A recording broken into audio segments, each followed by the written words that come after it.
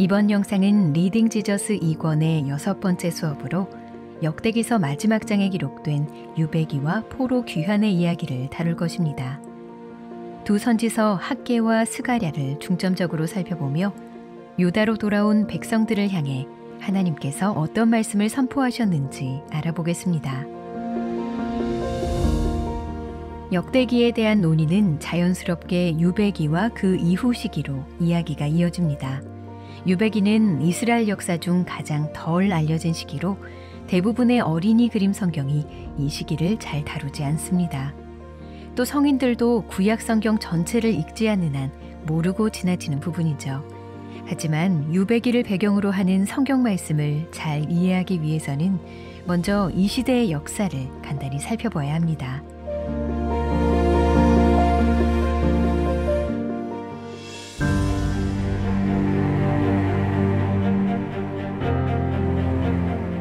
먼저 북왕국 이스라엘이 기원전 722년에 아수르에게 멸망당합니다. 백성들은 살던 땅에서 추방되어 아수르 제국 곳곳으로 흩어지고 이스라엘 땅에는 다른 민족들이 정착하여 이후 사마리아인으로 알려진 호남 민족이 탄생합니다. 남왕국 유다는 아수르의 침략에는 살아남았지만 그 다음 초강대국으로 성장한 바벨론을 당해내지는 못합니다. 기원전 605년에 여호야김 왕이 느부갓네살 왕에게 처음 항복하면서 다니엘을 포함한 유다의 지도자들이 포로로 잡혀가게 됩니다. 기원전 597년에 느부갓네살 왕이 그 지역을 떠나자 다시 반란을 일으켜보지만 큰 패배를 겪게 될 뿐이었습니다. 이때 에스겔과 여호야긴 왕을 포함한 더 많은 백성들이 바벨론에 잡혀갑니다. 그 후 바벨론은 여호야긴 왕 대신 그의 삼촌인 시드기야를 유다의 왕으로 앉힙니다. 그러나 시드기야 왕은 바벨론을 상대로 반란을 일으키고 이로 인해 기원전 586년 예루살렘은 결국 함락당합니다. 바벨론은 시드기야의 눈앞에서 그의 아들들을 죽이고 시드기야의 두 눈을 빼고 노사슬로 결박하여 바벨론으로 끌고 갑니다. 비극은 여기에서 끝나지 않습니다. 바벨론은 예루살렘에 거하는 청년, 노인, 병자들을 긍휼히 여기지 않고 칼로 쳐 죽입니다. 뿐만 아니라 하나님의 성전을 불사르고 예루살렘 성벽을 허물어뜨리고 왕궁과 예루살렘의 모든 집을 불사릅니다. 그리고 살아남은 나머지 백성들을 사로잡아 포로로 끌고 갑니다. 아수르는 사로잡은 포로들을 이곳저곳으로 흩었지만 바벨론은 남왕국 유다 백성들을 제국 외곽에서 중심으로 이주시켰습니다. 따라서 유다 땅을 다른 민족이 차지하지 않았고 이후 그들이 돌아갈 땅이 그대로 남아있게 됩니다. 포로 귀환은 바벨론을 제압한 새로운 제국 바사의 왕 고레스가 기원전 538년에 유다 백성들을 성전 건축을 위해 돌려보내면서 이루어집니다. 이는 바사 제국이 행한 관용적인 종교 정책에 의한 것으로 볼 수도 있지만 귀환을 약속하신 하나님의 말씀이 성취된 것이라고 성경은 확신하며 말합니다. 이후 성전 재건 작업이 더뎌지자 학개와 스가랴 선지자의 권고로 성전 건축이 재개되었고 기원전 516년에 성전이 완성됩니다. 그리고 약 100년 후 예루살렘으로 돌아온 에스라와 느헤미야를 통해 이스라엘 공동체의 율법이 다시 선포되고 허물어진 예루살렘 성벽도 마침내 재건됩니다. 이것이 바벨론 유배기가 시작되고 포로 귀환이 이루어진 시대의 개괄적인 역사입니다. 그렇다면 유배기 시대의 신학은 어떠했을까요?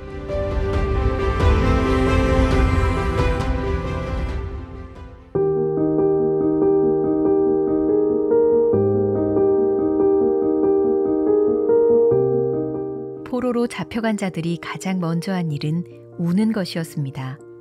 우리가 바벨론의 여러 강변 거기에 앉아서 시온을 기억하며 울었도다. 예루살렘 성벽이 모두 무너지고 어린 아이들마저 죽임을 당하고 하나님의 성전이 완전히 버림받고 버려진 상황에서 그들이 할 수 있는 것은 눈물 흘리는 것 뿐이었습니다. 그러나 역설적이게도 이 슬픔은 소망의 씨앗을 지니고 있습니다. 몰락의 원인이 죄 때문임을 깨닫기 때문에 그렇습니다. 그리고 이 비극이 하나님의 주권에 의한 결과라면 새롭게 출발할 수 있는 소망 또한 그 주권에 있기에 슬픔에서 벗어나 꿈꿀 수 있는 것이죠. 모든 것이 무너지고 사라졌지만 언약을 지키시는 하나님의 신실하심으로 말미암아 미래에 대한 꿈을 꿉니다. 그리고 유배기 신학은 단순히 꿈꾸는 것을 넘어 실질적인 재건의 단계로 넘어갑니다. 학개와 스가랴는 성전 재건에 대한 소망만 북돋는 것이 아니라 성전을 향한 바른 소망을 가지도록 하면서 바로 지금이 성전을 재건할 때라는 것을 확실히 하였습니다. 큰 환난을 겪는 삶 가운데에 확신할 수 있는 근거들이 하나님의 집을 재건하라는 메시지와 함께 선포된 것입니다. 하나님께서 선지자들을 통해 촉구하신 성전 재건은 단순히 성전 건물 재건축의 의미는 아니었습니다. 그렇다면 돌아온 이스라엘 공동체에게 성전 재건의 진정한 의미는 무엇이었을까요?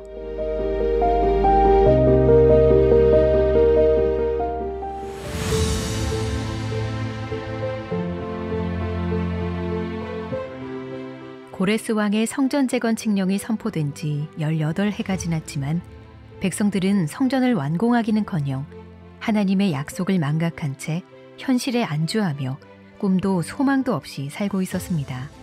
개인의 안위를 위해 집을 짓고 경제적 번영을 위해 일에 몰두하는 등 성전 재건은 뒷전이었죠. 그러나 백성들이 파종한 것은 수확이 너무 적었고 그들의 경제적 상황은 구멍난 전대에 돈을 넣는 것과 같았습니다. 하나님은 이런 고요한 절망 가운데 있던 백성들에게 학개 선지자를 보내셔서 성전 재건을 촉구하십니다. 여기서 성전 재건은 건물 재건축이나 종교 행위의 부활 같은 의미가 아닙니다. 포로로 잡혀갔다가 돌아온 이스라엘 백성도 다양한 곡식을 제물로 바치면서 종교 행위를 하였습니다. 하지만 학개는 이런 형식적인 종교 행위는 아무런 의미가 없다고 말합니다. 왜냐하면 부정한 자가 드리는 제물은 거룩하신 하나님께서 연락하실 수 없고 죄인의 선행으로는 하나님께 바르게 나아갈 수 없기 때문입니다. 그러면 어떻게 이 문제를 해결할 수 있을까요? 우리는 부정하고 스스로의 힘으로는 하나님께로 돌아갈 수 없습니다.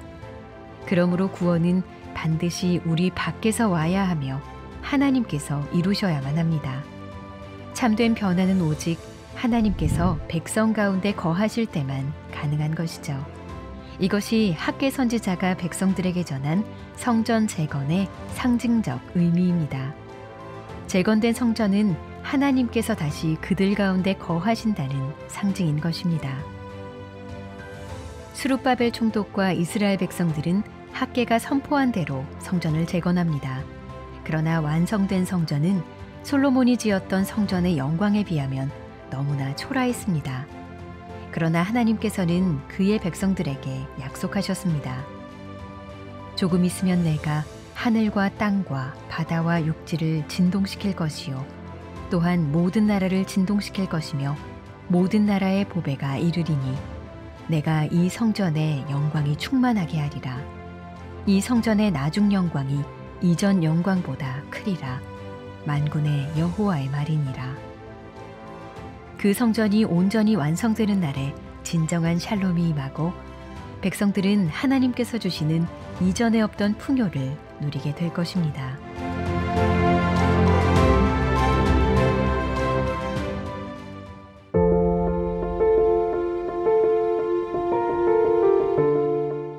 학개에서 특별히 주목할 사람은 스룹바벨입니다.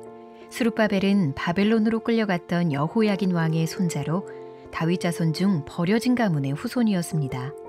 총독이라는 직위를 가지고 있었지만 실상은 후미진 지방 도시인 유다의 하위 관원에 불과했습니다. 하지만 학개는 오히려 그의 버림받은 모습을 의도적으로 뒤바꾸어 여호야긴 왕에게서 떠난 여호와의 보호하심이 그에게서 회복될 것이라고 공포합니다. 하나님께서 하늘과 땅을 진동시키는 그날에 스룹바벨을 세우셔서 왕의 권위를 상징하는 반지, 곧 인장을 삼으실 것인데 이는 하나님께서 그를 택하셨기 때문이라고 말합니다. 스알디엘의 아들 내 종 스룹바벨아, 여호와가 말하노라. 그날에 내가 너를 세우고 너를 인장으로 삼으리니 이는 내가 너를 택하였음이니라. 만군의 여호와의 말이니라 하시니라. 이는 하나님께서 스룹바벨을 통해 언약을 새롭게 하신다는 말씀입니다. 잘린 이새의 나무에서 새로운 싹이 자라나듯 오래된 줄기에서 새롭게 나는 싹이 스룹바벨이고, 스룹바벨의 존재가 바로 그 줄기가 죽지 않았다는 증거가 된다는 것입니다. 스룹바벨에게 세상에서 드러나는 영광은 없었습니다. 하지만 하나님은 그를 택하셔서 여호와의 집을 다시 지으라는 중요한 사명을 부여하셨습니다. 스룹바벨은 이에 응답하여 유다 왕들이 실패했던 바로 그 일, 즉 선지자를 통해 임한 하나님의 말씀에 순종하는 일을 이루어냅니다. 학겔은 스룹바벨처럼 살라거나 그를 본받으라고 말하는 것이 아닙니다. 하나님께서 택하신 다윗과 그 후손에 대한 약속이 아직 끝나지 않았다는 소망을 이야기하고, 아직 완성되지 않은 영광스러운 미래가 이미 시작되었다는 사실을 전하고 있습니다. 여호와의 날이 도래할 영광스러운 미래가 언제인지 알지 못해도 그의 백성은 이제 확신 가운데 기다릴 수 있습니다. 택하신 왕을 거룩한 산 시온에 세우겠다고 하신 하나님 말씀의 성취가 스룹바벨을 통해 이미 시작되었기 때문입니다.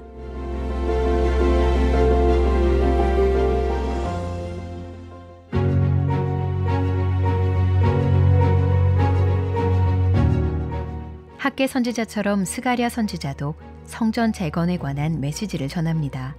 그런데 스가랴를 살펴보면 재건된 성전을 섬기는 자들에 대한 내용이 있는데, 이는 포로기를 거치면서 부정해진 자들이 거룩한 성전을 섬길 수 있는가라는 질문에 대한 답을 줍니다. 스가랴는 하나님께서 주신 환상 가운데 여호와 앞에 더러운 옷을 입고 서 있는 대제사장 여호수아를 봅니다. 여기서 등장하는 여호수아는 아론의 혈통으로 여호야긴 왕과 함께 바벨론에 끌려간 대제사장 여호사닥의 아들입니다. 환상 속 대제사장 여호수아는 누가 봐도 백성의 중재자로서 자격이 없어 보입니다. 하나님께서는 여호수아의 더러운 옷을 벗기며 그의 죄악을 제거하시고 그에게 정결한 관을 씌우고 깨끗한 옷을 입히십니다. 이는 성전에서 섬길 거룩한 제사장들을 하나님께서 직접 세우시겠다는 의미입니다. 하나님께서는 대제사장 여호수아를 정결하게 하신 후 사명을 맡기시는데, 그가 계명을 지키면 대제사장으로서 여호와의 집을 다스리고 하늘에 속한 천사들 가운데 왕래할 것이라고 말씀하십니다. 유배기 이전의 제사장들보다 더 큰 권위를 주시는 것입니다. 여호수아는 단순히 한 개인이 아니라 징표였습니다.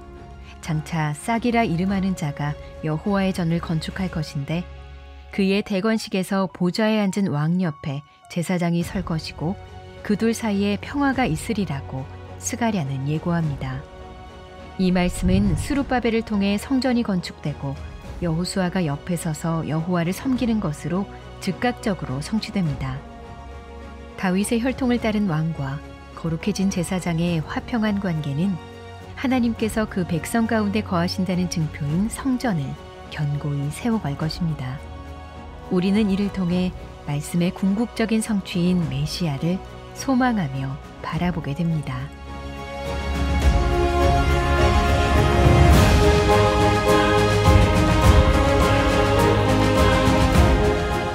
다윗 자손의 왕들이 범한 죄 때문에 그 백성이 멸망과 유배를 겪어야 했던 것처럼, 다윗 자손의 왕이 의롭게 죽은 것으로 말미암아 그를 믿는 자들은 모두 생명을 얻게 됐습니다. 예수님은 하나님의 임재를 상징하는 성전인 몸을 입고 오셔서 자신을 희생함으로 하나님과 우리의 관계를 화목하게 하셨습니다. 그리고 우리를 죄로부터 정결히 하셔서 우리가 여호와의 임재 앞에 설 수 있도록 하셨습니다. 그리스도 안에 있는 우리는 왕의 손에 있는 인장반지처럼 하나님께 귀한 자들로 이 세상 어느 것도 그리스도 예수 안에 있는 하나님의 사랑을 끊을 수 없습니다. 하나님께서 하늘과 땅을 진동시키실 그날을 기다리는 동안 하나님의 목적 안에서 그리스도를 위해 하는 우리의 모든 수고는 결코 헛되지 않을 것입니다.